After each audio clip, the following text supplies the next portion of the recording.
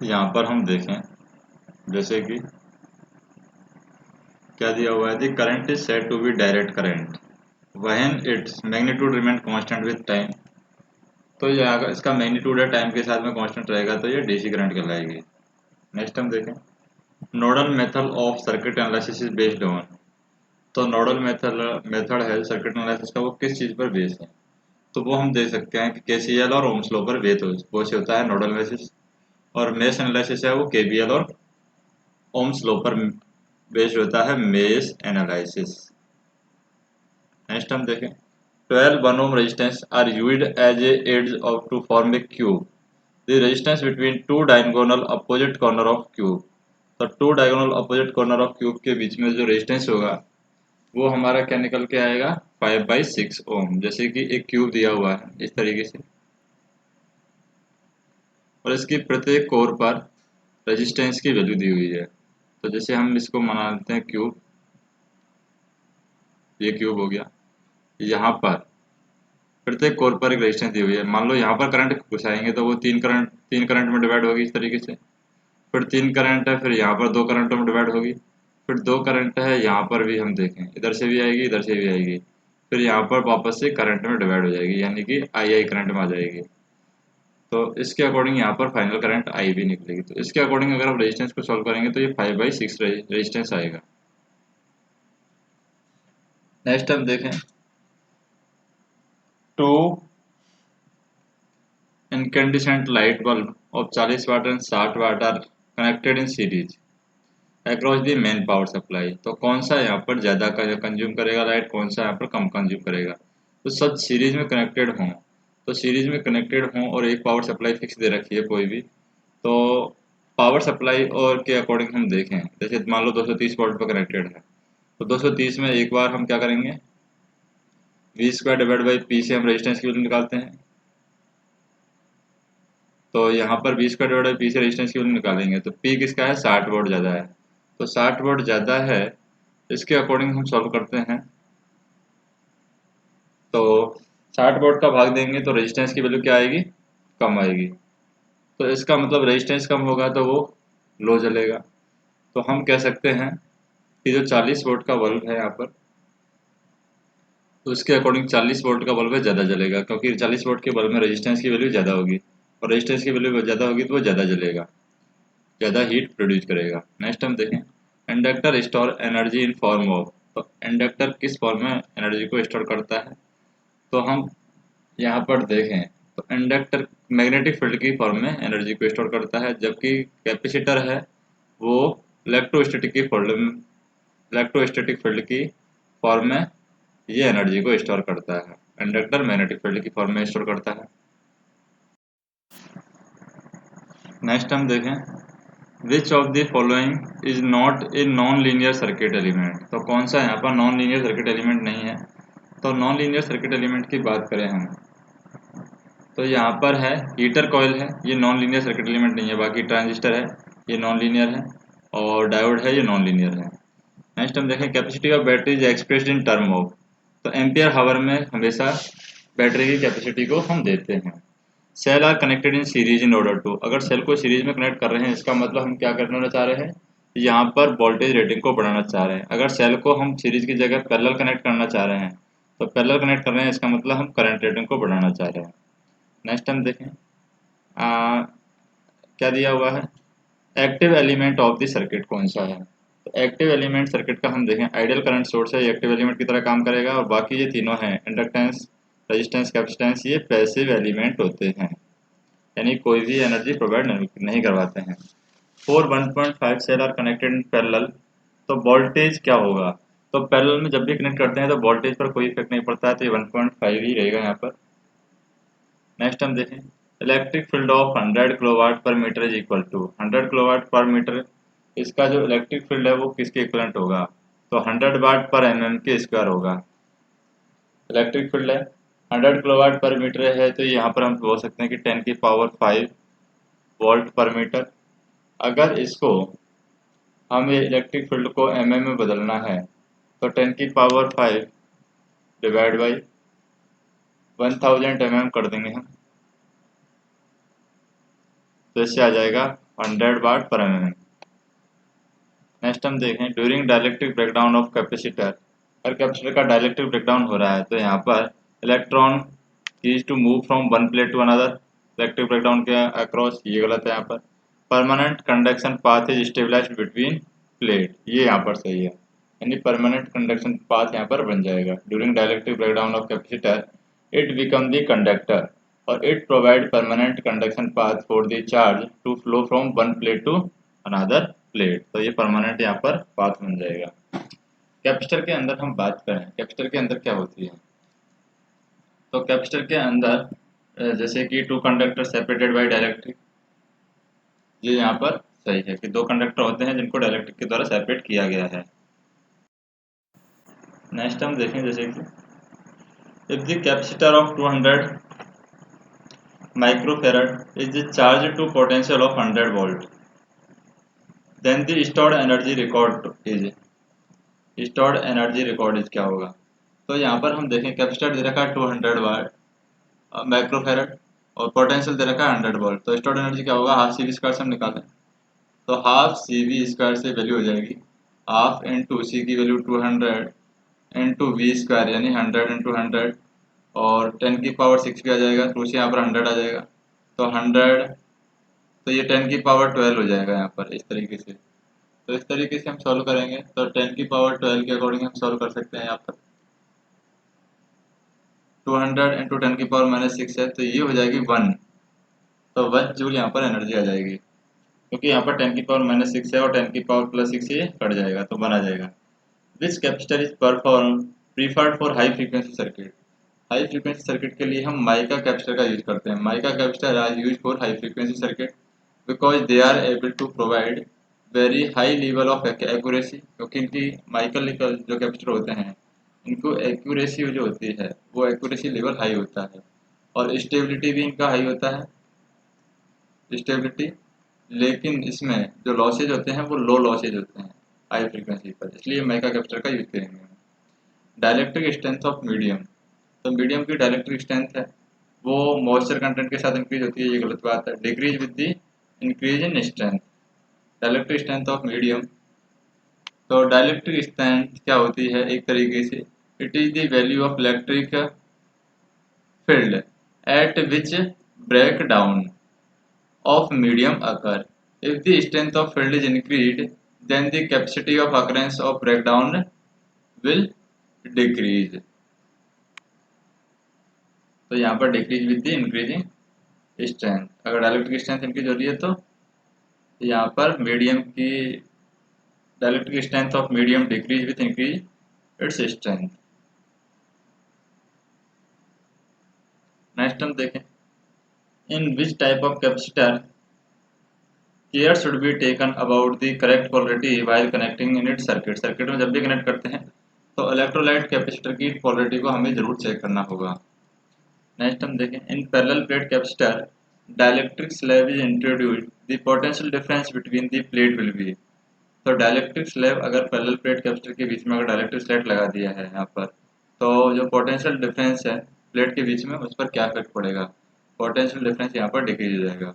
Next हम देखें three capacitor of capacity 4 microfarad each are connected in parallel, then the resultant capacitance will be, तो 3 capacitor parallel में connected हैं तो 4 दिया 12 हो जाएगा, तो 12 माइक्रोफैराड यहाँ पर आंसर हो जाएगा। What will be the capacity of 4 capacitor of equal capacity see when connected in parallel, तो पैरेलल में अगर इक्वल कैपेसिटी के 4 कैपेसिटर हमने कनेक्ट कर दिए हैं तो क्या होगा, 4 के अकॉर्डिंग ये वैल्यू हो जाएगी यहाँ पर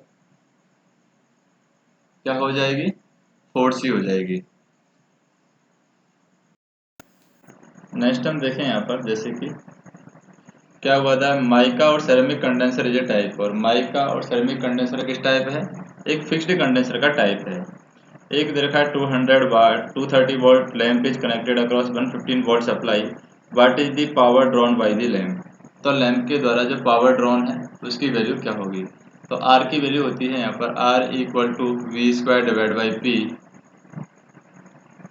तो यहाँ पर R equal to V square divide by P से क्या होगा यहाँ पर 230 इंटू 230 डिवाइड बाई पी, और P की वैल्यू क्या है 200, 230 इंटू 230 डिवाइड बाई 200, तो इससे ये वैल्यू हो जाएगी यहाँ पर 23 इंटू 23 क्या हो जाएगा 529, 529 में 2 का भाग देंगे तो ये यहाँ पर वैल्यू आ जाएगी हमारी रेजिस्टेंस की वैल्यू। अब पावर हमें निकालनी है 115 वोल्ट पर, तो 115 वोल्ट पर कैसे निकालेंगे, V square divide by R से हम निकालेंगे। तो वी स्क्वायर हो जाएगा यहाँ पर 115 का स्क्वायर डिवाइड बाई ये क्या हो जाएगा 230 का स्क्वायर, इसका भी स्क्वायर हो जाएगा इंटू 200, तो ये 1/2 हो जाएगा यहाँ पर, 2 का स्क्वायर 4 और 4 का हम करेंगे तो 50 वॉट, तो एग्जैक्टली इक्वल टू 50 वॉट यहाँ पर आंसर आ जाएगा, या स्लाइटली मोर देन 50 वॉट आ रहा है यहाँ पर। जैसे कि 115 230 ये 2 बार कटेगा यानी 1/4 आएगा, 1/4 के अकॉर्डिंग हमने इसको सॉल्व किया है तो 50 वॉट आएगा। लेकिन आइडियल केस पावर कंजप्शन में 50 वॉट रेजिस्टेंस है, रेटेड वोल्टेज है वो स्लाइटली लेस देन होता है रेजिस्टेंस है, इसका मतलब हम कह सकते हैं कि ऑपरेटिंग वोल्टेज है लेस देन दी रेटेड वोल्टेज, तो पावर कंजप्शन है वो स्लाइटली मोर देन होगा 50 वोल्ट से, तो ये आंसर होगा नहीं कि ये एग्जैक्टली 50, एग्जैक्टली 50 यहाँ पर कहीं भी नहीं हो सकता आइडियल केस के अंदर। यहाँ पर in ideal power consumption is a 50 watt resistance at rated voltage is slightly less than the resistance, and when it is operated voltage less than that of the rated voltage, so power consumption will be slightly more than 50 watt। Next हम देखें what is the electromotive force क्या होता है। तो electromotive force के बारे में हम पढ़े, इलेक्ट्रोमोटिव फोर्स क्या होता है, इलेक्ट्रोमोटिव फोर्स है voltage produce by voltage source. Electromotive force में यही कंडीशन हमें सेटिस्फाई होती है कि वोल्टेज ही वोल्टेज सोर्स को प्रोड्यूस करता है। Electromotive force is the energy provided by the cell और battery per coulomb of charge passing through it. It is equal to the potential difference across the terminal of the cell when no current is flowing. In other words it is the voltage provided by the battery or voltage source that is called electromotive force। Next हम देखें two electric braces are connected in parallel, the resistance of first brace is 100 ohm and that of the second one is 300 ohm, the total current taken by both the brace is 4 ohm, then the ratio of current taken by the first and second will be। तो ratio हमसे पूछा है यहाँ पर, तो ratio कैसे निकालेंगे, अगर यहाँ पर रेजिस्टेंस का रेशियो 1:3 है तो करंट का रेशियो क्या हो जाएगा 3:1 हो जाएगा, तो आंसर आ जाएगा 3:1। नेक्स्ट हम देखें, या फिर इस तरीके से हम निकाल सकते हैं जैसे कि 3 ओम 100 कनेक्टेड है और 300 कनेक्टेड है, 300 और 100, यहाँ से 4 एम्पियर करंट आ रही है तो करंट डिवीजन रूल लगा देंगे, तो 300 डिवाइड बाई 400, अगर यहाँ पर करंट निकालनी है तो 300 डिवाइड बाई 400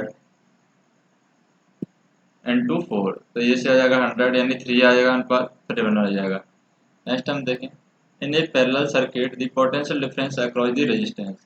पैरेलल सर्किट में पोटेंशियल डिफरेंस है या पोटेंशियल जो है potential difference across the resistance वो कांस्टेंट रहता है। नेक्स्ट हम देखें a water boiler of home is switched on to the AC main supply power at 230 volt 50 hertz, the frequency of instantaneous power consumed by the boiler is. तो boiler के द्वारा instantaneous power के द्वारा जो frequency show की जाएगी उसकी value क्या होगी, तो उसकी जो वैल्यू होगी यहाँ पर 100 हर्ट्ज होगी। Instantaneous power consumed by the boiler frequency होगी उसकी 100 यानी डबल टाइम 2 टाइम्स हो जाएगी। नेक्स्ट देखें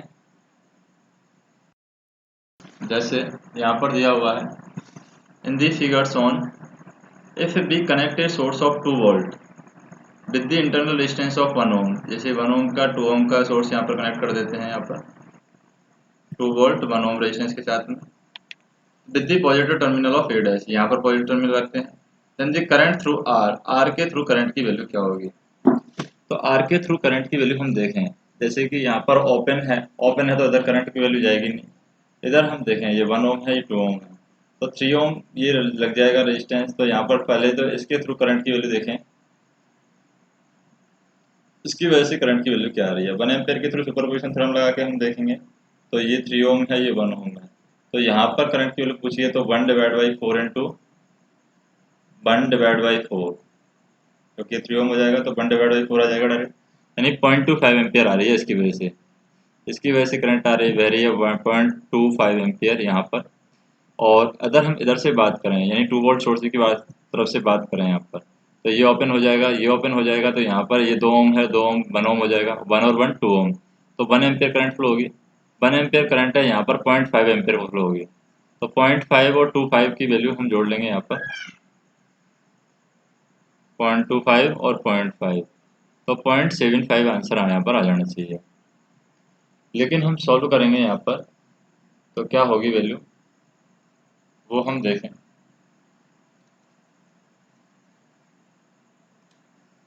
सुपरपोजिशन थ्योरम लगाकर ही सॉल्व करेंगे हम, यानी 0.5 एक बार तो आ रही है 0.5, अगर हम इस सोर्स की तरफ से बात करें तो 0.5 आ रही है, इस सोर्स की तरफ से बात कर रहे हैं तो ये आ रही है यहाँ पर 1/, ये 3 है तो 1/4 इंटू 1 एम्पियर सॉल्व किया है, तो 1 में भाग देंगे यहाँ पर, 4 का भाग नहीं जा रहा है तो 0 लगा दिया, यानी 0.25 ही आ रहा है यहाँ पर। तो सुपरपोजिशन थ्योरम से भी हम अप्लाई कर सकते हैं। फर्स्ट हमने 1 एम्पियर सोर्स लिया है, रेजिस्टेंस को सॉल्व किया तो रेजिस्टेंस की वैल्यू आ गई यहाँ पर 1.67। कैसे सॉल्व किया रेजिस्टेंस को यहाँ पर, जैसे कि 1 के पैरेलल में ये दोनों से रेजिस्टेंस ले जाएंगे, 1 के पैरेलल में है 3 ओम,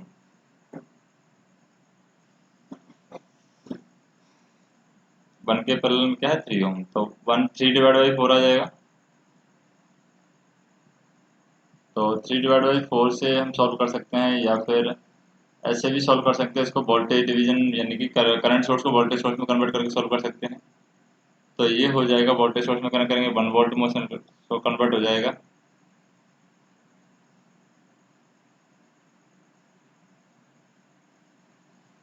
और जब भी हम इसको सॉल्व करते हैं, जैसे मान लीजिए हमने आइडिया लगाया, क्या आइडिया लगाया कि 1 एम्पियर के रेजिस्टेंस को चेंज करते हैं, तो यहाँ पर जब चेंज करेंगे तो ये 1 ओम का रेजिस्टेंस यहाँ पर रहेगा इधर से, और ये जो शॉर्ट हो जाएगा यहाँ पर जो वोल्टेज होगा, तो इसके थ्रू हमें करंट की वैल्यू करंट डिवीजन रूल लगाना होगा। तो ये 1 और 2 ओम है, इसके अकॉर्डिंग तो 1 प्लस ये सारा रेजिस्टेंस जोड़ देते हैं, या फिर इन दोनों को हम सॉल्व करें तो 1/, ये 2/3 हो जाएगा, और ये +1 आएगा, तो जो भी वैल्यू आ जाएगी यहाँ पर, जैसे कि 3 तो 5/3 आ रहा है, 5/3 है, 1 के पैरेलल में आएगा तो 1/5/3 प्लस 1 के अकॉर्डिंग सॉल्व करेंगे तो 1.67 आएगा। एक तरफ आ रहा है 1.67 रेजिस्टेंस, तो 1.67 के अकॉर्डिंग हम करंट है वो निकाल लेंगे, 1 ओम के थ्रू कितनी करंट आ रही है और 2 ओम के थ्रू कितनी करंट आ रही है वो हम सब यहाँ पर निकाल लेंगे।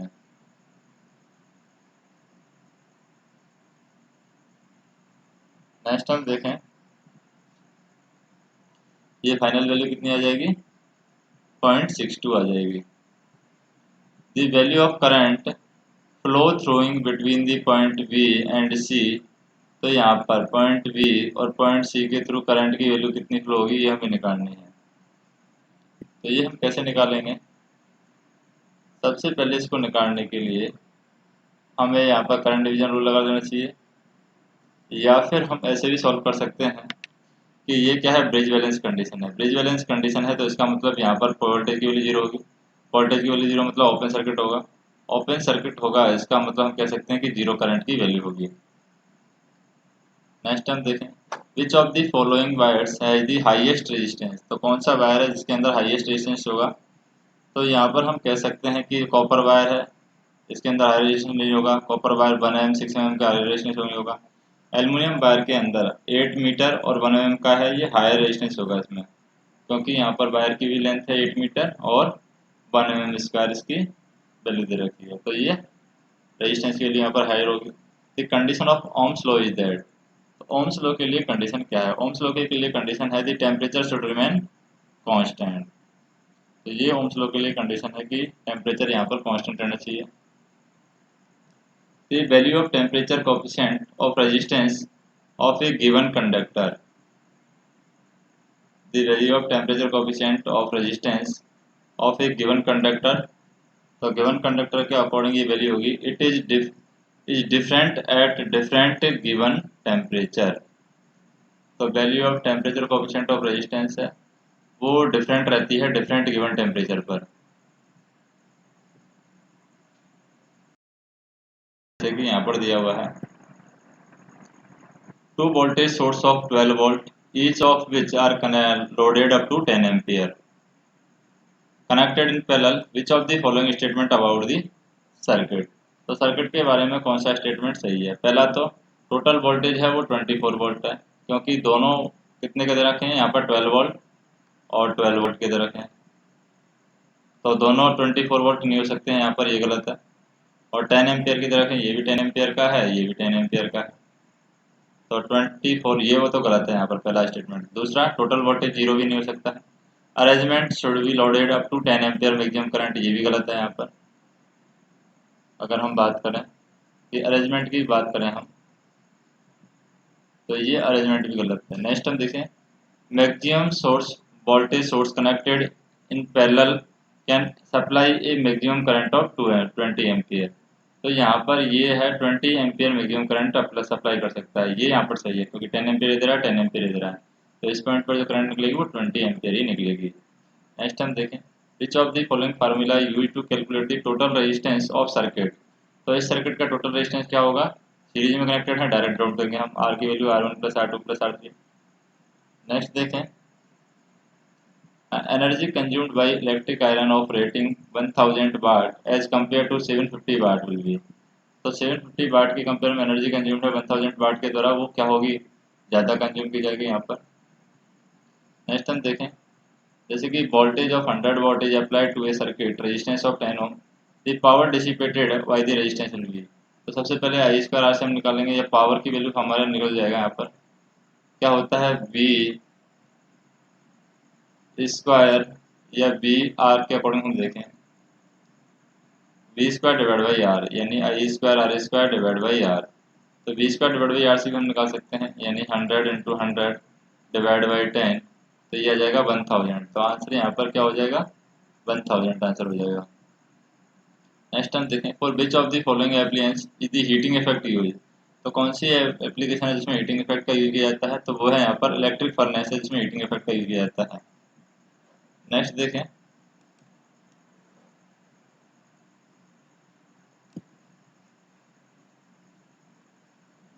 नेक्स्ट क्वेश्चन दे रखा है यहाँ पर 287 capacitor can be represent by a capacitance and the resistance in parallel for the good capacitor this parallel resistance will be. तो good capacitor the parallel resistance should be high. Which of the following capacitor will have least energy stored in it. तो कौन सा resistance है जिस capacitor है जिसके अंदर energy stored है वो सबसे कम हो, तो 500 पिकोफैराड कैपेसिटर है, चार्ज अप टू 10 kV, इसके अंदर लीस्ट एनर्जी स्टोर्ड होगी, क्योंकि एनर्जी स्टोर्ड का फार्मूला होता है हाफ CV²। तो सी की वैल्यू ज़्यादा होनी चाहिए और वी की वैल्यू भी ज़्यादा होनी चाहिए। Least energy stored in it, तो यहाँ पर लीस्ट एनर्जी स्टोर्ड होगी, तो कैपेसिटर की वैल्यू सबसे कम होनी चाहिए और वोल्टेज भी यहाँ पर कम हो तो चलेगा। नेक्स्ट हम देखें capacitor of 40 microfarad is charge to a potential difference of 500 volt the charge acquired by the capacitor in coulomb. तो charge acquired by the capacitor in coulomb क्या होगा, Q इक्वल टू CV। तो CV के according हम निकाल सकते हैं 40 into 10⁻⁻6 into 500। तो दो जीरो यहाँ से कट जाएंगी, 10⁻⁻4 ही रह जाएगा, 20 में से भी कट जाएगी, 10⁻⁻3 रहेगा, 20 इंटू 10⁻3, तो यहाँ पर क्या हो जाएगा 0.02 यहाँ पर आंसर आ जाएगा, तो यहाँ पर वैल्यू हो जाएगी 0.02। नेक्स्ट हम देखें which of the following circuit condition does a metal oxide varistor protect against. तो ये यहाँ पर होगा high voltage. Which of the following circuit condition does a metal oxide varistor protect against high voltage. Next हम देखें what happened to the current flow in the capacitive circuit when DC voltage across the capacitor is approximately equal to the source voltage. तो approximately equal to the source voltage यहाँ पर क्या होगा, little current flow होगी यहाँ पर। When what happened to a current flow in a capacitive circuit when the DC voltage across the capacitor is approximately equal to the source voltage. Next हम देखें in the figure given below which figure is electrical symbol for the source of energy. तो source of energy के लिए electrical symbol यहाँ पर कौन सा है, तो यहाँ पर हम बात करें ये सोर्स ऑफ एनर्जी के लिए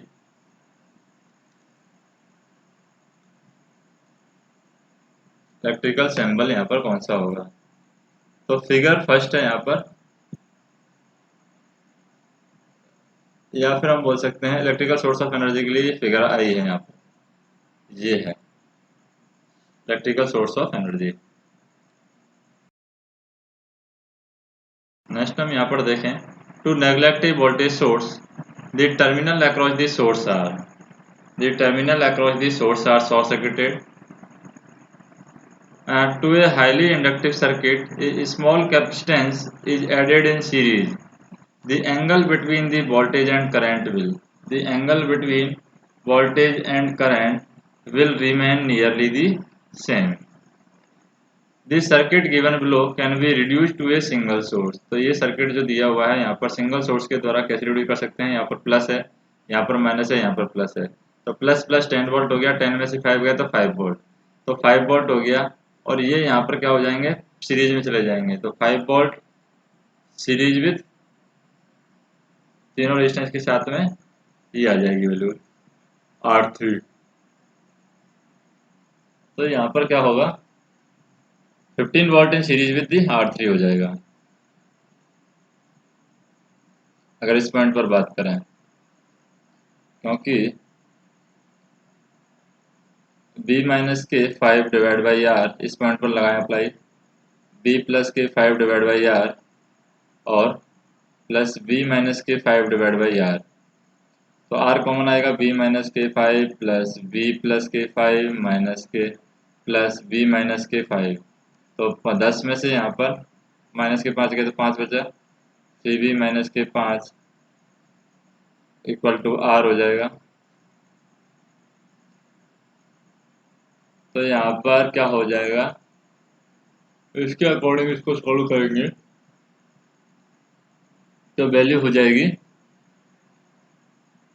15 volt in series with R1। Next हम देखें which of the following is active element of circuit. तो सर्किट का एक्टिव एलिमेंट कौन सा है, यहाँ पर ideal current source active element है। Kirchhoff's voltage law apply to circuit with, Kirchhoff's voltage law है ये किस पर अप्लाई किया जाएगा, linear circuit, non linear active, passive, time variant as well as time invariant element पर भी अप्लाई किया जाएगा किरचॉफ्स वोल्टेज लॉ। किस पर अप्लाई किया जा सकता है, लीनियर पर, नॉन लीनियर पर, एक्टिव पर, पैसिव पर, टाइम वेरिएंट और टाइम इनवेरिएंट पर, सब पर अप्लाई किया जा सकता है। नेक्स्ट हम देखें the internal voltage drop of voltage source का इंटरनल वोल्टेज ड्रॉप क्या है, depend upon the internal resistance of source, उस पर ये डिपेंड करेगा। Internal voltage drop of voltage source is depend upon the internal resistance of source.